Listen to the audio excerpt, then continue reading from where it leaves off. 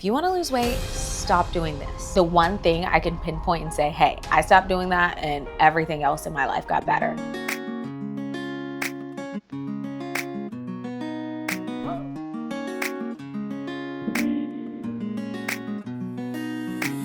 Hello and welcome back to my channel. My name's Tyler Gomez, and today I'm gonna tell you what things you should stop doing if you actually want to lose weight. Oh my God, it's hitting me. This is probably the last YouTube video I'm gonna film in this room. Just a side note, I'm moving to be super present right now. Y'all have really been enjoying the weight loss content, so here I am back with another weight loss video. For background, I lost 40 pounds last year. I've been keeping it off. Between January 2025 and December 25, I went from about 172 to about 130, and I've been able to maintain this 130. But when it's my period, I'm around 134. And just throughout this wellness / weight loss process, I've learned a couple things, and more than a couple things. I think there are some common mistakes that people make, especially getting started, or if you've been trying to lose weight for a while and you just haven't seen the numbers go down. Revisiting some of these things I talk about could help you find that breakthrough that you're looking for. But without further ado,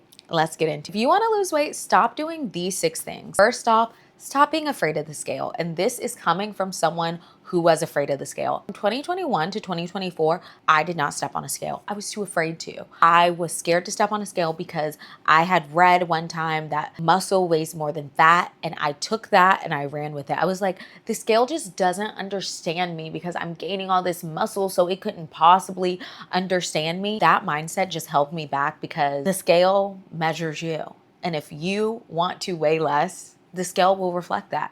Even if you're putting on muscle. Oh, fat weighs less than muscle. Muscle weighs more than fat. That's like the minutia. That's such a minute detail that it's not even worth thinking that that is going to lead to significant errors on the scale. Making peace with the scale if your goal is weight loss. If your goal is not weight loss, if you do not care about being physically smaller and weighing less, then maybe the scale isn't for you. And then disregard this chapter. But if you do want to lose weight, which I did, I want it to be smaller, the scale can be a powerful tool for that. And by powerful tool, I mean, it just helps you know you're on track. It helps gauge your progress. I was taking the scale too personally, and I want people to not take it too personally. The number on the scale does not define your worth. It doesn't mean if you are worthy of happiness, worthy of love, deserving of a rest day. That is not what the scale means. The only thing the scale means is that you weigh this amount at this time. That's all. Let's say you've been at the same weight for 4 weeks now. That is all the scale will tell you. It doesn't mean that's good. It doesn't mean that's bad. You get to put those things on it. Taking control of your mindset when it comes to the scale is going to be so powerful. Let's say you're on a weight loss journey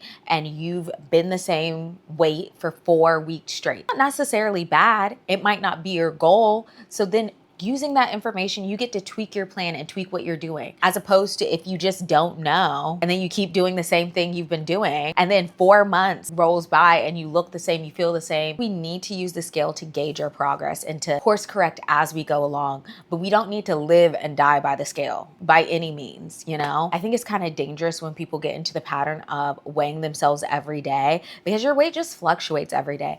I personally like to just have 1 day a week where I'm weighing myself. And I still do it to this day. I weigh myself on Mondays, or if I go on vacation and I come back on a Thursday. I like to weigh myself after vacation because I be on bullshit on vacation and I want to see the damage, you know? But that's me. When they start their weight loss journey, it's either they have this aversion to the scale and they never weigh themselves, or they weigh themselves every day. And I just think we got to find the balance. So I would recommend once a week.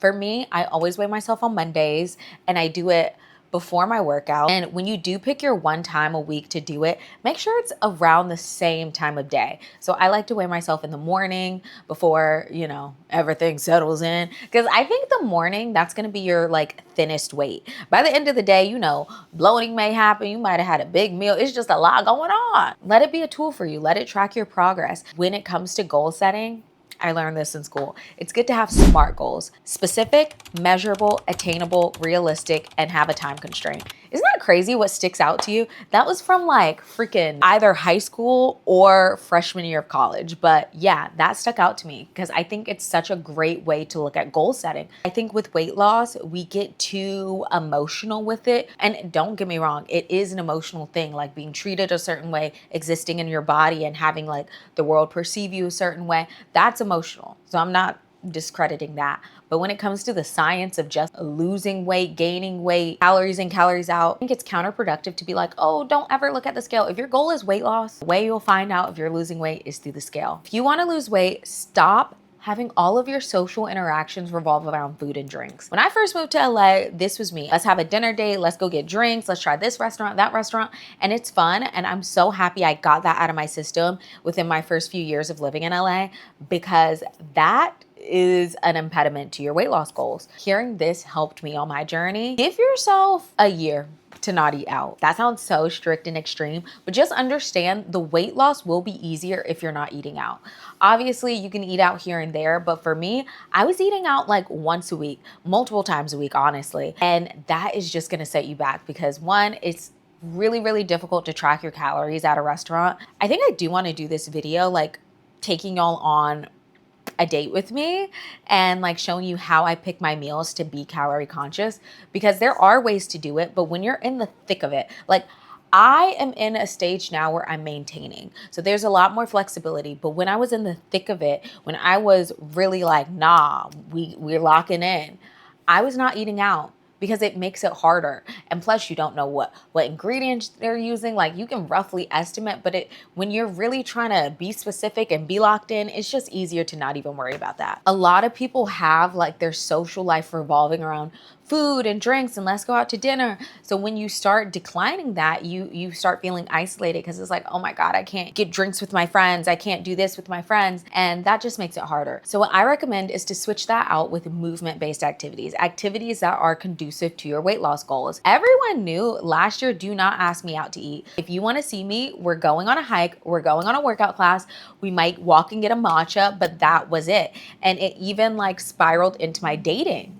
And I could do a whole video on this, dating while in a calorie deficit. I was so adamant about workout and walking dates. And I know the girls are gonna be like, that's a low effort. I don't care. It's low effort for me too. But the thing is, it's conducive to my goals. I was adamant about two things last year. One, losing weight, and two, finding romantic partnership. And it was important for me to do the two at the same time because I didn't want to lose the weight and then find the partner, because I felt like that was telling myself I needed to lose weight in order to find a partner. But instead, it was important for me to do them at the same time. So that's what I did. I dated throughout the year and I also stayed in a calorie deficit, and that meant a lot of walking dates. My first date with my boyfriend was a hot Pilates date. I put that on my profile. I was like, I want to go hiking. I want to do a hot Pilates date. And yeah, are you going to attract the low effort men? Yes, you are. But guess what? You're going to attract them regardless because they're everywhere. It's a pandemic. So I think of it as a numbers game. So I'm like, if I'm going on multiple days a week, I can't be going out eating 1,000 calories at all these dinners. I got to change the way I do it. Other friend activities, you can invite a friend to do Pilates, and it's just nice to have friends who are on the journey with you. Even towards the end of last year, I created a new fitness goal for myself of running a 5K, and my friends got in on it too. And we all started running together, and it just became this social thing. And one of the most underrated aspects of weight loss and wellness is having a community around you who's prioritizing that as well. Like that is so important, and that makes it easier. And let's just say your friends don't want to walk, your friends don't want to do this and that. Your friends are only like, no, I'm going to be outside. And if you want to see me, I'm outside. It might be time to find some new friends. So if you want to make a friend after a workout class, here's what you do. After the class, typically it's better if it was like a really intense class and everyone's like, because then I just say, oh my God, that was crazy, right? It's open-ended. It was crazy good. It was crazy bad. You don't know what like skill level they're at, but that was crazy. Like I always just say it with a smile, like that was crazy. And, you know, complimenting their workout set, like, oh my God, I love those leggings, da, da, da, da, da, where are they from? And just striking up a conversation. And it's even better if you like are consistent with going to the same class every week, because generally the same people will go and you'll start to see familiar faces.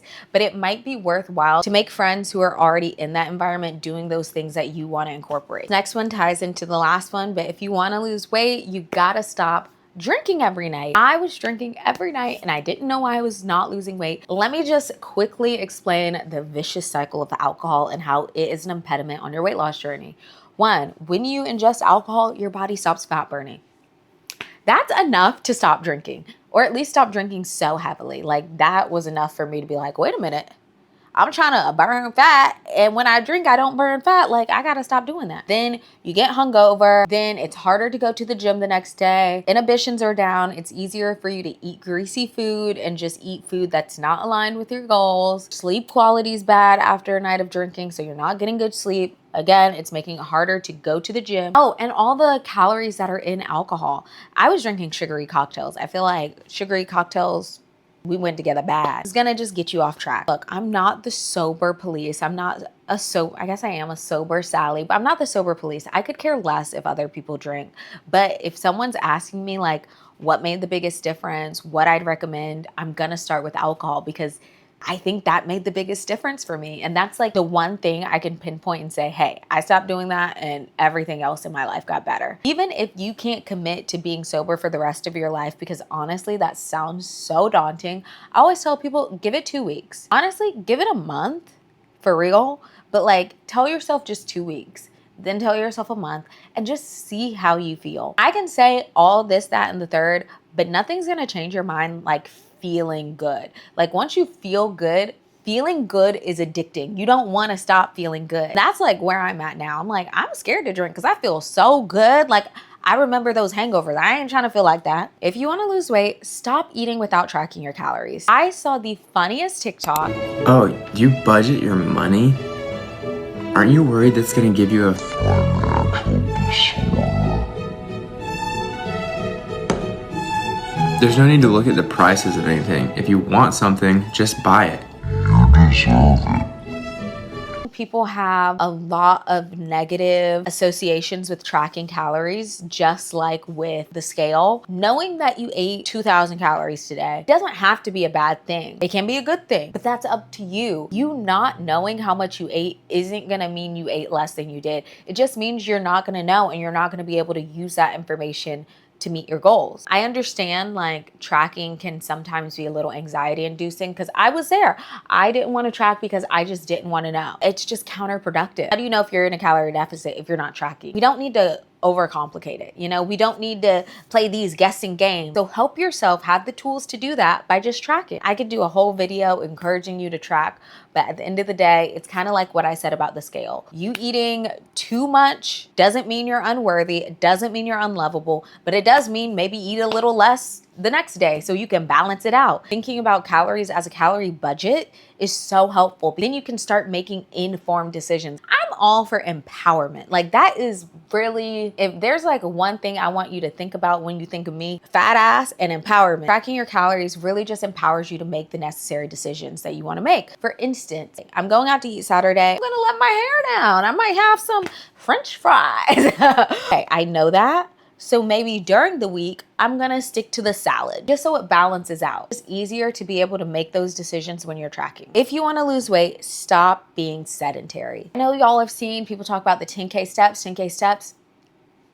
They ate with that. 10K steps, doctors have debunked it. It's an arbitrary number, but what I think it represents is an intentional commitment to moving your body outside of your normal workout routine. Live an active life. Take the stairs, park far away, just anything you can do to burn extra calories without necessarily going super hard in the gym. Walking is just the best way to do that. The thing is, when you are going super hard in the gym, running, doing HIIT, that's intense on your body and your body's gonna be hungrier. That's why doing little things like just moving throughout the day, walking extra, that's low impact and it's not gonna spike your hunger level. So it's gonna be easy to stay in that deficit while also increasing your calories out. Work smarter, not harder. For me, walking has become my baseline, my standard. I do my ladder workout and then I walk for an hour on the treadmill. Or if it's a rest day, like today I'm gonna have to have a real rest day because we ended up doing like 5 miles. We walked for like hours and it was so fun. But it was me and my bestie. It's a friend hang, it's social, it's active, it like checks all the boxes and I feel really full on so many different levels after doing it. Last but certainly not least, if you want to lose weight, stop neglecting sleep. Sleep is the thing that we neglect so much, and it's the thing that everyone overlooks. Everyone wants to take this pill. Everyone wants to starve themselves, go to the gym, but no one wants to just sleep. Like, go to sleep. I remember in college, people were just staying up all night, and I was like, damn, is something wrong with me? Like, why can't I stay up all night? And it's because it's not good for you. It's not good for your brain. It's not good for your body. Your body recovers during sleep. Sleep is so necessary for you to just, one, feel good and be a functional human, but also for your muscles to repair themselves. If you do want to lose weight, your body needs to feel calm enough to be able to do that. Like, if you're in flight or flight and your nervous system's just out of whack and you're not getting enough sleep, your body's going to be like, okay, I don't know what kind of unstable environment we're in, but we need to hold on to everything. A lot of wellness is like getting your body to know it's okay. It's okay, baby. The human body is quite remarkable in the way that we are just designed to stay alive. Even if it is not like the way we want to be alive, you know, like we want to look a certain way and be a certain way, but our body is going to adapt to just keep us alive. It's not going to adapt to look a certain way. It's going to adapt to just survive. And if you want to look a certain way, you gotta play the game with your body. You gotta play the game. And your body wants to know it's safe for you to lose weight. And one way to do that is by sleeping. 7 to 9 hours. I love when I can get a juicy 10 hours. It's like you feel the difference. And that's another thing. Like, I'm gonna do a whole video on just getting my sleep schedule back, because I mean, someone broke into my apartment. I've been having a lot of trouble sleeping for the past month, and I am starting to feel it. And I'm honestly just giving myself grace. I'm testing out different supplements so I can like have a refined routine for y'all. But a few nights of bad sleep is enough for me to be like, no, we got to get this under control. Off the top of my head, some things I take: magnesium, melatonin, let me sleep. The let me sleep gummies, those are good. Those knocked me out. Stay tuned, because I will be having a full dedicated video in the new apartment about sleep and unwinding. Okay, well, that concludes my list of things you should stop doing if you want to lose weight. I hope you found this helpful. This is stuff that I wish I heard years ago when I was struggling to lose weight. In the end, everything I said just makes it easier in some way for you to lose weight. And if that's your goal, I want you to reach your goal. Let me know what other content you'd like to see from me. I'm honestly so excited to move. I think it will be a creative renaissance for me. I'm excited to give you a week of workout. I currently can't film in my gym, but in the new place I'm moving, I can film. So I'm so excited to do a week of workouts with you, as well as a full in-depth what I eat in a day. I'll be honest, my schedule has been just so thrown off. If you don't follow me on other platforms, and this is the only platform you follow me, my apartment got broken into about a month ago. What day is it? Almost a month ago to this day. And just looking for a new apartment, I've just been out of rhythm and traveling. I just feel like all of my energy has been spent looking for a new place to live. So I have been off of my routine, but I can't wait to get back in a routine and take you all on that journey with me. So stay tuned for that. And please just let me know if there's any other pieces of content you want to see from me, because I am getting literally all of my content ideas from you all, the things that you comment, the things you leave on my Instagram. So if you want to see a piece of content from me, or you have a question, comment it, DM it, and I will probably make a video about it. Thanks for watching. Bye.